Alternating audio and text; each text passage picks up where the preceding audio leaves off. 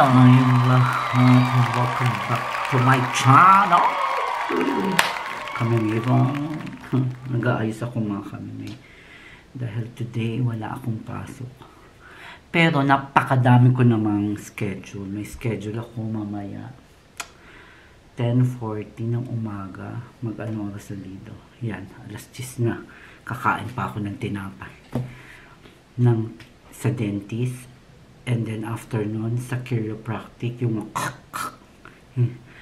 aking sa chiro kasi ang sakit ng aking likod, kaya nagpapa-adjust ako ng bone, yung artery bone, alam nyo na yan. Tapos mamaya naman sa house, sa clinic, sa doctor, kasi gawa ng medicine ko sa high blood. So, ayun na nga, mga kamimig, dahil wala nga tayong pasok, so nagpa-schedule tayo ng bonggang-bongga ngayon sa ating mga, para tayo ay ma-fresh ang aura sa everyday life here. Pag walang ganap, bukas may ganap ako. So, ito na nga, mga kamimig. May chika ako sa inyo, update, life update. Kahapon kasi may pasok ako, kasi Friday na dito. Friday ngayon dito. So, since Sunday, may pasok ako. So, kahapon, may pasok din ako pang umaga. Alas 5 gising na ako. Kaya pala hindi ako makatulog. Hirap ako makatulog. Kasi nagising ako ng mga past 2 o 3 o'clock. Hirap na ako makatulog. Yun naman pala, may eksena si Mother. Ang nanay ko sa Pilipinas. Dahil meron siyang eksenang naganap. Siya ay nakagat at nakalmot ng pusa. Diyos ko Lord. So, ang ginawa ko, pag hindi ako nakatulog, umuupo ko dito sa sala or dito ko hihiga. Kasi nga sa kwarto, ayoko maglikot-likot. Gawa ng baka maano ko ang jowa at pumapasok doon ang jowa sa umaga. So, ayoko maka-istorbo. Pag hirap ako makatulog, ganun ang peg ko. So, kinuha ko sa cellphone, nakita ko yung message ng pamangkin ko. Yun na nga daw, nakalmot, ganyan. Ayaw pa pasabi ng nanay ko kasi nga papagalitan ko. Tapos, ang inarimunahan, it means nag-arimuna o nagbakasakali, parang ganun, sa Tagalog, na pumunta dun sa hospital na walang bayad, in short, public hospital. So, pumunta sila. Ang ending naman, sa June pa ang schedule. Diyos ko Lord, kahapon na nakagat. So, sabi ko, tanong nyo na rin kung magkano yung bayad dun sa private para ano. So, pumunta, tinuro nung sa hospital. Dito po kayo pumunta, dun sa Rabies Center. Malala ang presyo, day. Bawat isang ipapakita ko mga picture dito. Yan. Bawat isang kalmot o kagat, may turok.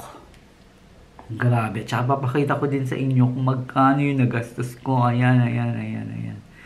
Tapos sabi ko nga sa aking pamangkin, videohan mo. At tensyonado pa daw si Madir. Sabi ko, away, huwag siya matensyon. At siya ay para sa kanya yan. Grabe yung yung kaba mo. Lalo na ako nanlumo doon sa presyo. Emergency walang magagawa, ganun talaga. Siguro naman hindi din sadya ni Mother yung Alam nyo ba kung bakit? Ito nga ang dahilan kung bakit nakagat ng pusa si Mother. So, gabi na. Kasi yung sa bahay namin, wala talaga kaming ref. Hindi ko pinagre-ref. Actually, wala kaming ref, wala kaming TV sa bahay namin sa Pinas. Cellphone lang si Mother.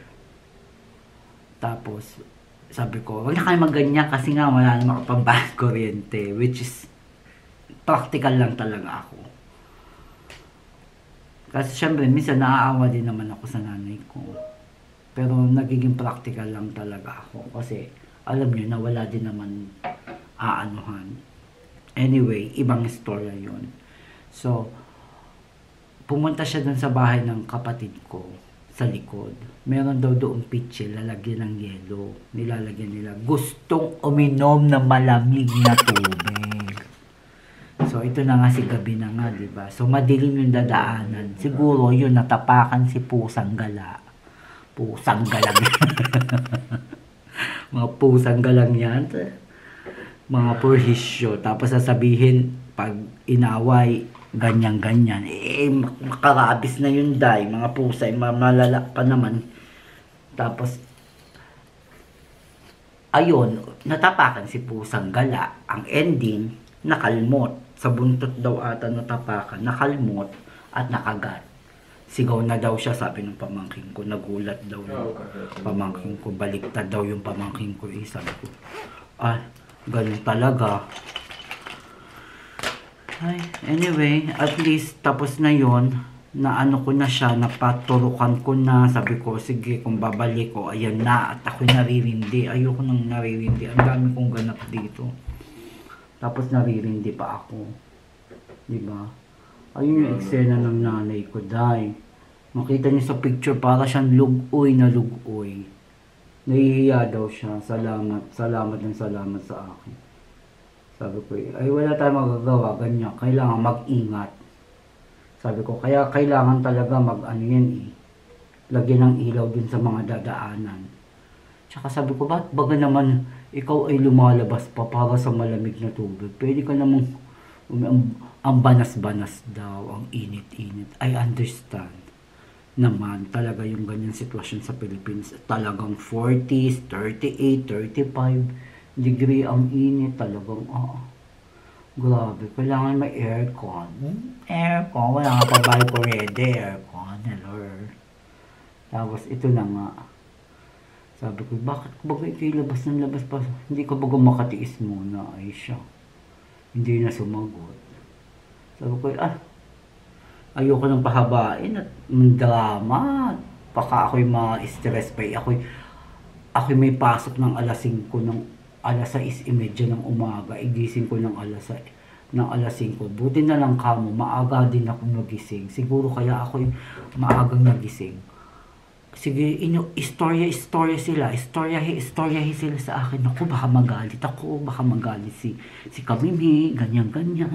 Dahil malalaman na naman, gastos na naman. Kasi nga, nagpaparenovate ako ng bahay. Mamaya, tsaka na yun sa mga susunod na mga vlog, ganon. Pag okay na siya, ipapakita ko at mapasilip ko yun sa inyo. At ako ay sariling sikap ko yon. Diyos ko, pawis ko yon. Hindi pa tayo sumasahod sa YouTube. Baka naman YouTube. Wala nga sahod sa YouTube. Wala naman tayo views. Pampaarte-arte lang to. Ang ending ni Mother, wala. Hindi na siya nagpaparamdam ngayon. Mini-message ko, anong ganap mo? Wala, paramdam dahil. Sabi ko, siya.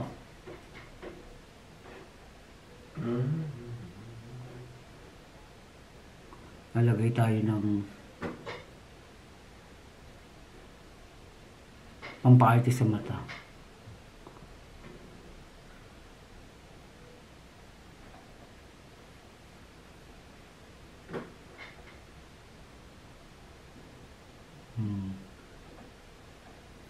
Basta ipapakita ko at papasilip ko sa inyo ang mga picture. Ito yung mga picture na ito. Ayan.